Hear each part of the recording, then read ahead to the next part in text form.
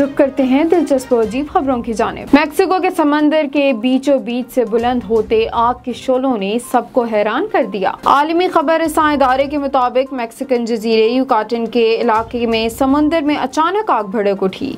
समंदर के बीचों बीच से आग के शोले बुलंद होते देखे गए, जबकि वहाँ कोई ना जहाज था ना कोई ऐसी चीज जिसमें आग लगने का शोबा हो सकता है। अबू ज़ैबी के एक स्कूल ने मुत्तहिदा अरब अमारात के क़याम की 50वीं सालगिरह पर दुनिया का सबसे बड़ा मेडल बनाकर एक नया आलमी रिकॉर्ड कायम किया है, जिसकी तस्दीक गिनीज वर्ल्ड रिकॉर्ड ने भी कर दी। ज़राए के मुताबिक इस मेडल का वजन 4850 पाउंड है, जबकि इसका रकबा 63.93 मुरब्बा फुट है।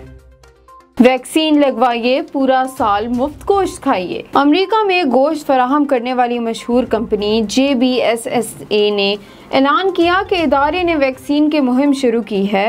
इस ज़मन में वैक्सीन लगवाने वाले 50 खानदानों को 1 साल तक मुफ्त गोश्त फराहम किया जाएगा।